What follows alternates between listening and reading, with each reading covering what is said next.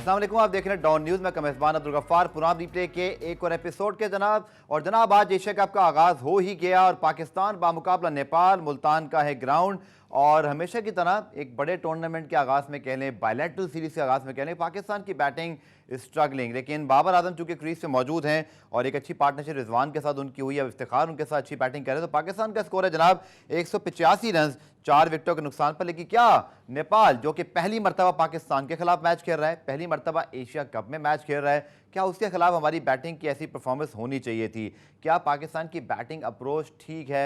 एक टेम्परेरी हमारा जो है वो चाहे फ़खर जमान हो या अगर इमाम का हम रन आउट कह लें, फिर हमारी केयरलेस कुछ बैटिंग और रनिंग बिटवीन द विकेट, ये सब क्या टेम्परेरी है? हम इसको इम्प्रूव कर लेंगे या ये आदत तो नहीं बन जाएगी? उसी तरह क्या बाबर आजम पे ही हमने एक्स्ट्रा डिपेंडेंट होना है आगे चल के भी? और इस सारे सवालात के जवाब ढूंढेंगे और एशिया कप पे जनाब हमें रोज़ की तरह ज्वाइन करेंगे the flame point Tanveer Ahmed, और इनसे हम जरूर बात करेंगे एशिया कप के हवाले से कि वर्ल्ड नंबर 1 है जनाब पाकिस्तान। और वर्ल्ड नंबर 1 का मैच जब एक ऐसी टीम के खिलाफ हो जो पहली मरतबा एशिया कप खेल रहा है, जो हमारे खिलाफ भी पहली मरतबा खेल रहा है, 25 पे 2 आउट हो, फिर हम 111 पे 3 हो जाए, रन आउट हो जाए, बाबर का कैच भी ड्रॉप हुआ और रिजवान का एक रन आउट हमने खैर बोनस दिया तो शायद 50-50 हो गया। लेकिन तनवीर डोमिनेंस जो हम बात कर रहे थे कि शायद हमें दिखानी चाहिए थी, मे भी अभी शायद आगे चल के आप इतना बड़ा स्कोर कर दें और आपके बॉलिंग उनको आउट कर दें, बट वो जो आपकी बैटिंग को झटका अफगानिस्तान ने दिया 2 मरतबा, आप आज 25 पे 2 आउट थे, रन आउट भी आपके बहुत ज़्यादा हो रहे हैं, 5वां रन आउट 4 मैचेस में। Tanveer, not a ideal start as a batting unit for Pakistan. मेरे ख्याल में आपने जो आइडियल स्टार्ट का वर्ड यूज़ किया, बहुत अच्छा वर्ड यूज़ किया।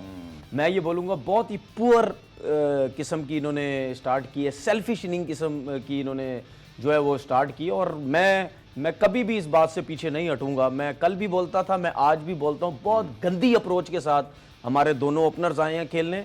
बात यह है कि 130 पे बॉलर बॉल कर रहे हैं, ठीक है, इतना ज़बरदस्त बैटिंग पैराडाइज आपके पास जो पिच है, इससे अच्छा और बैटिंग पैराडाइज क्या मिल सकता है?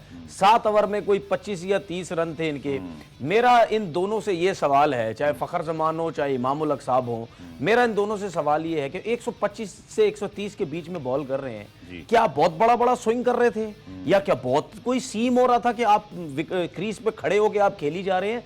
नहीं, आपने क्या ट्राई किया? आपने क्या डाउन निकल के खेला? आप क्या इस तरह फील हो रहा था, इस तरह नजर आ रहा था? कहां गया पाकिस्तान? वे मैचेस में तो खेल रहे थे, वनडे में कहां भूल गए? मैं यही तो कह रहा हूं, अप्रोच का बहुत फर्क है। ये चीजें दिमाग से निकालें कि हम अपने पहले 50 करेंगे, उसके बाद कहीं जाके हम अपने 100 की तरफ जाएंगे। जब तक ये चीजें आपके दिमाग में रहेंगी तो भाई यार देखिए, बात सुने, बात ये है कि मेरे लिए तो बहुत शर्म की बात है कि आप नेपाल जैसी टीम के खिलाफ भी आप बाबर आजम के ऊपर रिलाई कर रहे हैं कि वो 100 करेगा, और ये तो दुआ करें कि वो 100 के नजदीक है, वो 50 के पास उसका कैच छूट गया है। अगर वो भी पकड़ा जाता टर्निंग पॉइंट तो फिर आपके लिए प्रॉब्लम जो है वो हो सकती है। आपकी बात ठीक है, चूंकि 20 गेंदों पे 14 रन बनाए फ़खर जमान ने, 14 गेंदों पे 5 रन बनाए। मैं ये बात नहीं कर रहा, ये वजह क्या है आपके ख्याल में? क्या आप विकेट चेक कर रहे थे या एक अर्ली प्रेशर है ना यार? नेपाल के खिलाफ क्यों नहीं किया, अटैक क्यों नहीं किया?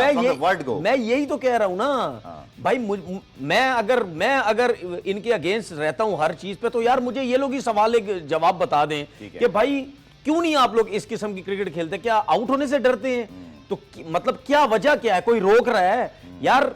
मतलब इन टीम्स के खिलाफ भी तो आप खुला डुला खेलो ना यार, कौन रोक रहा है? क्या इमामुल हक की जो इस टाइम पोजीशन है, वो अगर 5 दफा भी 0 पे आउट होगा वो टीम से बाहर नहीं होगा। फ़खर जमान के बारे में हम कहते हैं कि जी ये बहुत अच्छा प्लेयर है, इसको हम चांसेस पे चांसेस दिए जा रहे हैं, जो कि नहीं परफॉर्म कर रहा, फिर भी चांसेस दे रहे हैं कि नहीं यार ये अच्छा प्लेयर है। तो भाई किस चीज का डर है? मुझे ये बता दो।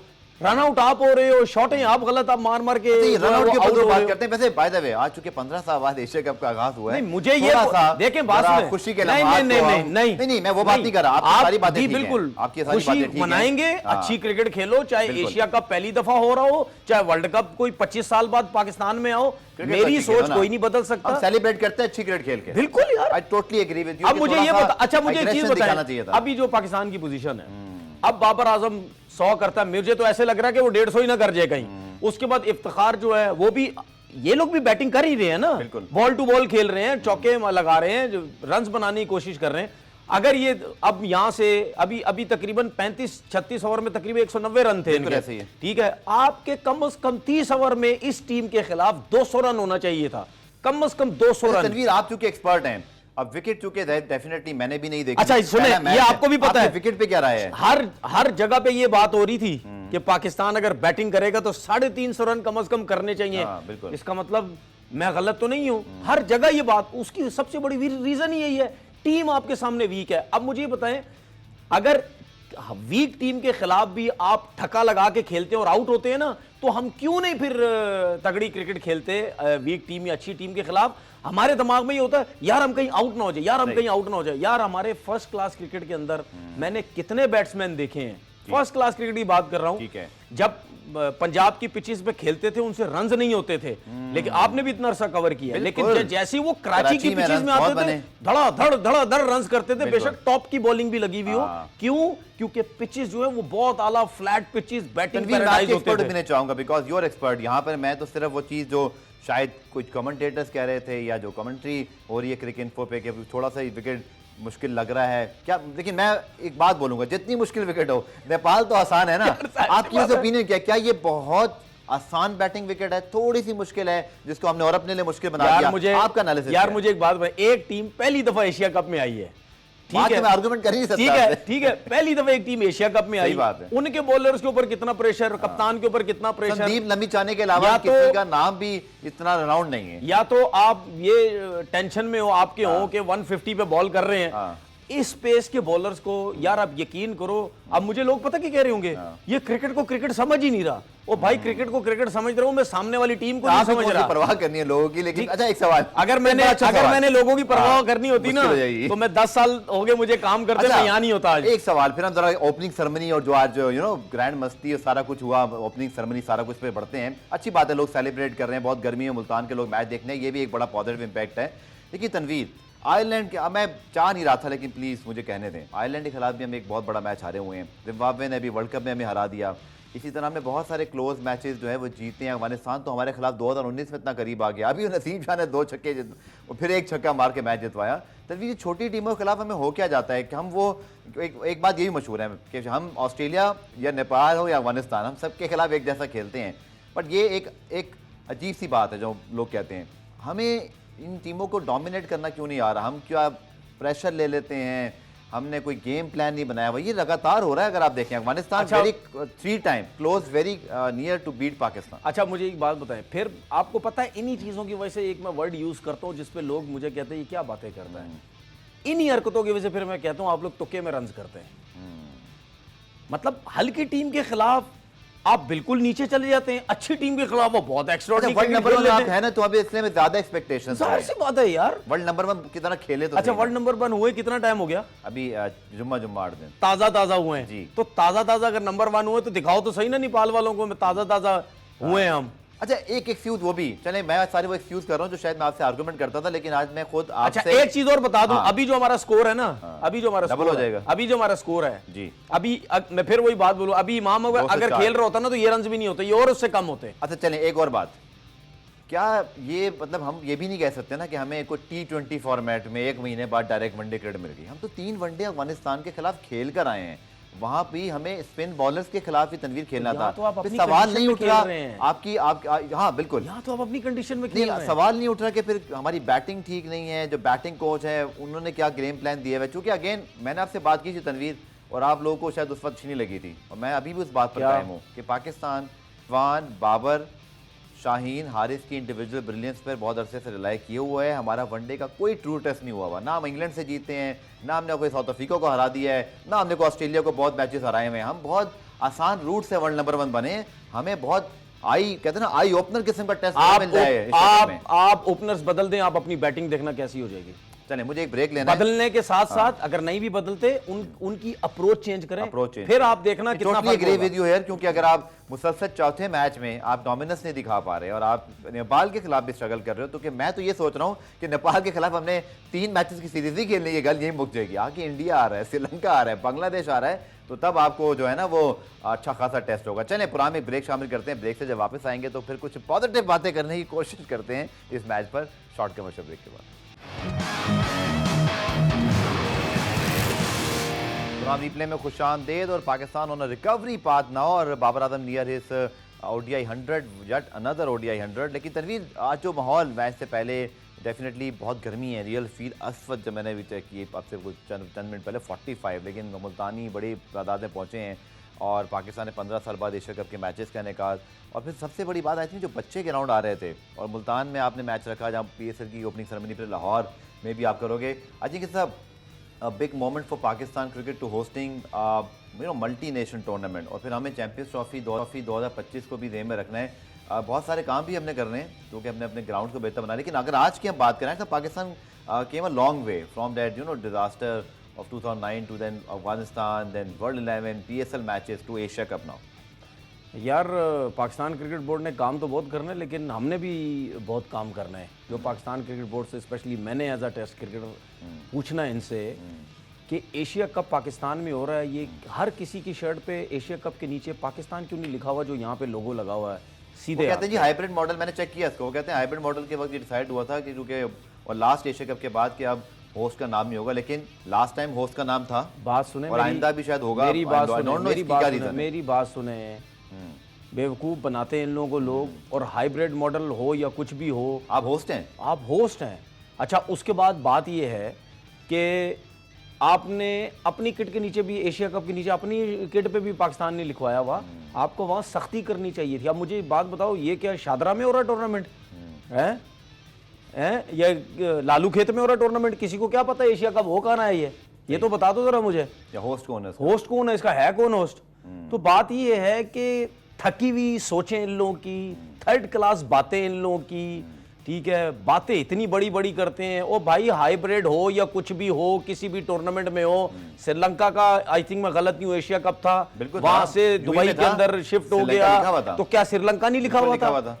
होस्ट आप हैं, सारी चीजें आप उनकी मानते रहेंगे क्या? आप सीधा बोले भाई हाइब्रिड मॉडल में टूर्नामेंट हो रहा है, लेकिन ये एशिया कप के नीचे पाकिस्तान लिखा होना बहुत जरूरी है। बिल्कुल, ये ऑफिशियल क्यूरी हमने भेजी और मजे की और हैरत अंगेज, सुने, हैरत अंगेज बात ये है मेरे लिए, ये जो चमचे हैं ना, ये जो हमारे मीडिया के कुछ, ये वो अरशद नदीम वदीम के पीछे पड़े रहे हमारे मीडिया के लोग। ओ जी, उसने झंडा नहीं लगाया, उसने ये नहीं लगाया, उसने वो नहीं लगाया है। हालांकि उस बात के ऊपर मेरी सोच में कोई सर पैर ही नहीं था कि यार उसने झंडा नहीं लगा। ओ भाई, क्या हो गया है? पाकिस्तान की शर्ट में पहनी हुई थी, सिल्वर मेडल, उससे ज्यादा और क्या चाहिए? पे लगा हुआ है। आप लोग तो क्वालिफाई नहीं करते थे, वो उस बेचारे ने सिल्वर मेडल आपको जीत के दिया, उसके पीछे। और शर्म की बात यह है कि हमारा स्पोर्ट्स से ताल्लुक रखने वाले किसी एक बंदे ने इस चीज के ऊपर वो बात नहीं उठाई कि यार ये जो एशिया कप के नीचे पाकिस्तान है, इसके ऊपर ये पाकिस्तान क्यों नहीं लिखा हुआ गया? किसी ने भी कोई बात नहीं उठाई। मैंने तो किसी से भी नहीं सुनी। इसका मतलब क्या है? इसका मतलब ये है कि जो अभी लोग आए हुए हैं, आप चमचे बन के उनको खुश करना चाहते हैं, आप चमचे बन के श्रीलंका जाना चाहते हैं, ठीक है, आप घूमना फिरना चाहते हैं। अगर आप इनके खिलाफ बात करेंगे तो आपका काम खराब हो जाएगा। यार ये इतना बड़ा चीज है, किसी ने इस बात पे बात ही नहीं उठाई। जिस शख्स ने सारी मेहनत करके लाए थे, नजम सेठी साहब, मैं तो सीधा नजर ही नहीं आ रहे, उनको इनवाइट ही कर लेते। मैं तो सीधा नजम सेठी साहब को क्रेडिट देता हूं। ये क्रिकेट बोर्ड इनवाइट नहीं करना चाहिए था आज के मैच में उनको। यार सारी नेगोशिएशन उनकी है। इनवाइट किस चीज की होती है भाई? यहाँ तो पाकिस्तान में तो ये है कि जो नया बंदा आता है वो कहता है भाई जो पहले बैठा हुआ था उसके सारे काम साइड पे करो, मैं अपने इलाके जो है वो करूंगा। तो बात ये है, ये क्रिकेट बोर्ड तो हलवा खा रहा है। मेहनत तो सारी नजम सेठी साहब की थी। चले मैच पे वापस आते हैं जनाब। Babar Azam closing to his ODI 100, 217 पे 4 आउट हैं। तनवीर, जो विकेट आपकी है, आई थिंक जितने रन भी पाकिस्तान करेगा, जो कि अभी लग रहा है कि आप 300 रन तक तो जाना चाहिए मिनिमम आपको। आपकी बॉलिंग जैसी है, आई थिंक आई होप कि हमेशा की तरह हमें बॉलिंग ने कभी लेट डाउन नहीं किया, तो आप एक्सपेक्ट कर रहे हैं कि एक ठीक ठाक किस्म का बॉलिंग हम जो है वो एक डिस्प्ले करेंगे यहाँ पर, फुल स्ट्रेंथ पर भी हम। मेरे हिसाब से अगर आपकी टीम 250 पे भी आउट हो जाती तो मुझे तो लगता है कि आराम से पाकिस्तान की टीम इनको आउट कर सकती थी। लेकिन खैर, बैटिंग के ऊपर हम ज्यादा बात करें। अभी फिलहाल जो सिचुएशन आ गई है पाकिस्तान की, अब तो ऐसा लग रहा है कि पाकिस्तान 300 या उससे ऊपर कुछ ना कुछ रन कर सकता है। यही दोनों अगर एंड तक खेलते रहे, बाबर भी, और कोई पता नहीं है, बाबर 150 कर जाए, कोई पता नहीं है, इफ्तिखार की अगर छक्के के लगे 100 वो भी कर सकता है। ठीक है, चले फ़खर ज़मान के ऊपर बात करते हैं, बिकॉज हमारे मैच विनर हैं, हमारे इम्पैक्ट प्लेयर्स में बहुत सारी उनकी ऐसी परफॉर्मेंस है, चाहे चैंपियंस ट्रॉफी हो, चाहे वो 200 रन हों, बट स्लो विकेटों पर, बल्कि मुझे पहले ब्रेक लेनी, स्लो विकेटों पर उनको क्या हो जाता है, उनको क्या एडजस्ट करना है अपने आप को, या हमें फिर कोई क्या मुझे नहीं लगता कि शायद आप ज़्यादा अरसे इस चीज़ को कंटिन्यू करेंगे। जब इतना प्रेशर रहेगा तो आप चेंज की तरफ भी जाओगे। रिजर्व ओपनर आपके पास मौजूद है अब्दुल्ला शफीक। डिस्कस करते हैं शॉर्ट कमर्शियल ब्रेक के बाद। पुरान रिप्ले में खुशामदीद। और जनाब बाबर आजम की एक और शानदार सेंचुरी, 102 उनकी ओडीआई इनिंग्स हैं और उसमें उनकी ये 19वीं सेंचुरी है। 59 का उनका ओडीआई एवरेज है। Amazing consistency Tanveer again. शायद ये बहुत आसान होता है कहना कि आपने इतने रन्स बनाए तो अगर एक आध मैच में न चलें, but look at the numbers. 102 matches, 1922 उनकी हाफ सेंचुरीज हैं, 59 का उनका एवरेज है। वर्ल्ड नंबर 1 वो ऑलरेडी हैं, वर्ल्ड नंबर 1 टीम के कैप्टन ऑलरेडी हैं। आज आपकी टीम जब 25 पे 2 आउट हुए, वेरी स्मूथली कामली, ठीक है ये कैच ड्रॉप हो गया, लेकिन कैच किसके ड्रॉप नहीं होते। असल बात ये होती है कि आप उसका फ़ायदा भी कैसे उठाते हैं। I think truly king Babar Azam उनका ये दौर है और हम उसमें जी रहे हैं। इतना बड़ा ओडीआई प्लेयर, इतनी कंसिस्टेंसी, तो इंडियंस भी अब कह रहे हैं भाई इतनी कंसिस्टेंसी तो शायद इस वक्त दुनिया में किसी प्लेयर की नहीं है, स्पेशली इन ओडीआई फॉर्मेट। मेरा ख्याल है हर फॉर्मेट में टॉप क्लास इसमें तो नंबर 1 है ना, चूंकि वो बिल्कुल। ये उनके वो कहते हैं ना, छाप लगा दी है, ठप्पा लगाया हुआ कि ये मेरा और फॉर्मेट दूसरी है। बात ये कि ये तो अच्छा ये चल रहा है और वो होता है ना कभी कभार, मैं एज अ क्रिकेटर मैं ये समझता हूँ, हो सकता है मेरी इस बात पे कोई एग्री करे ना करे, जी, जी। मैं हमेशा ये कहता हूँ कि विव रिचर्ड जिस टाइम आया ना इंटरनेशनल क्रिकेट में, बिल्कुल ठीक। बंदा उस दौर में आया, उस लेवल का कोई क्रिकेट बॉलर ही नहीं था, उस लेवल का कोई क्रिकेटर ही नहीं था, आज तक शायद नहीं है। ठीक है, उस लेवल का कोई क्रिकेटर ही नहीं था।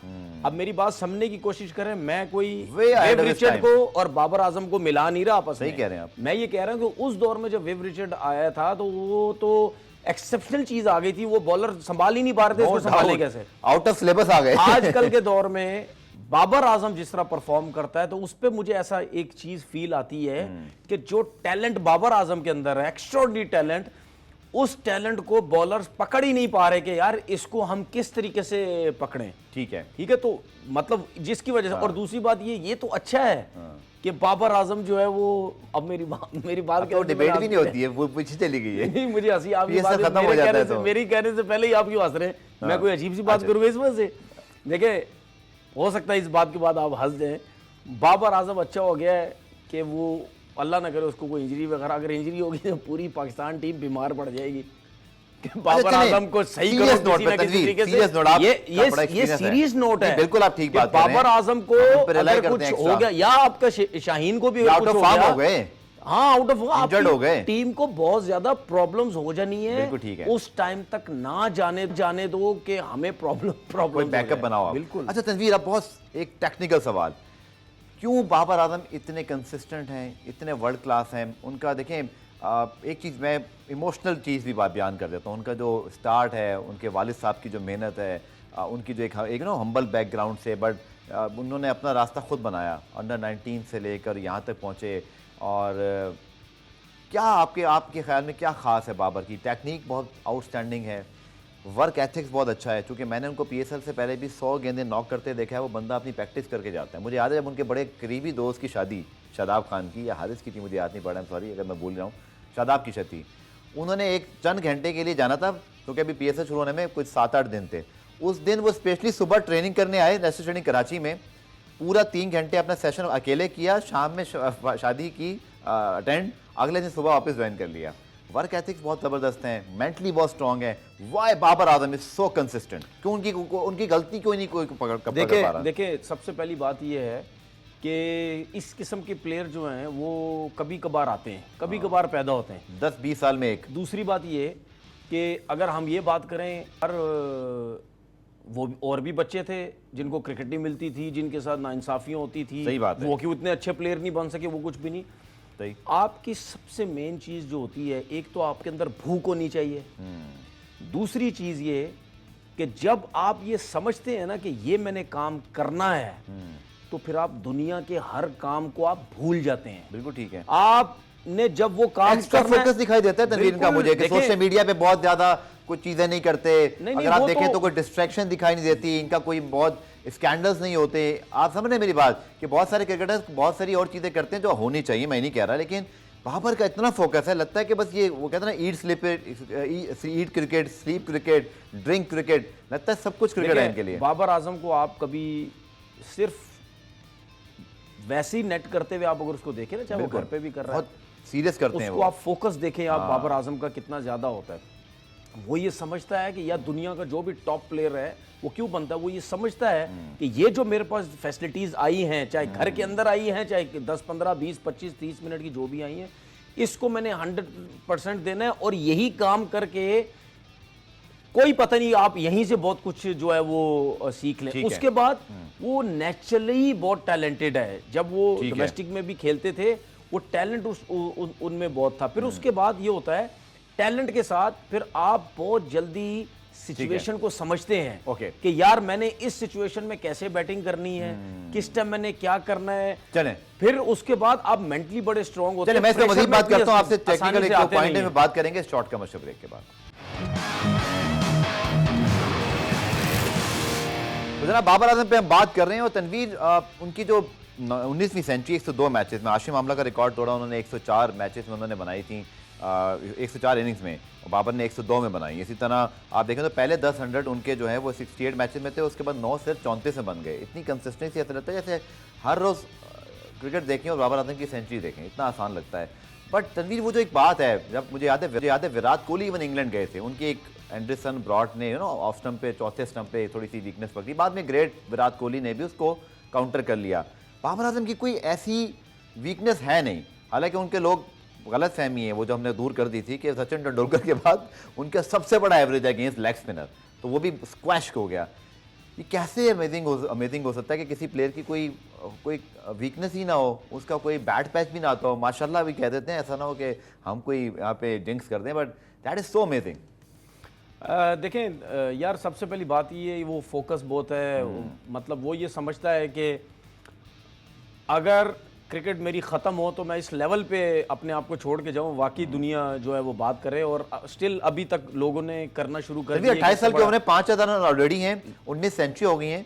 अल्लाह करे कि जैसे मिसबाह यूं ने 40 तक भी खेले, और अभी बाबर के बाद 10 साल इजीली आप मुझे बता दें कि बैट्समैन तो खेलता है, क्या इंशाल्लाह सारे रिकॉर्ड्स ये ब्रेक करेंगे ओडीआई क्रिकेट के? पाकिस्तान के तो मुझे मसला ही कोई नहीं मुझे लगता है, बट शायद इंटरनेशनली भी। देखिए, जितना बड़ा टैलेंट है उसमें तो कोई शक नहीं है, लेकिन 30 साल के बाद जाके फिटनेस बहुत बेहतर करनी पड़ेगी। ठीक है, क्योंकि आपको 30 साल के बाद आपको फिटनेस के ऊपर बहुत ज़्यादा काम करना पड़ता है, जो कि मैं बहुत ज़्यादा समझता हूं कि जो विराट कोहली ने जिस तरीके से अपनी फिटनेस को लेके वो इतने रन्स करता है, बिल्कुल, और हर साल वो मजीद सुपर फिट होता है। अभी भी देखें मैं हो सकता है मैं ये बात बाबर के अगेंस्ट कर रहा हूं, क्योंकि अगर आप बाबर को बिटवीन द विकेट भागते हुए देखें, कहीं ना कहीं आपको हाँपते हुए नजर आ जाएंगे, कहीं ना कहीं आपको थके हुए नजर आ जाएंगे।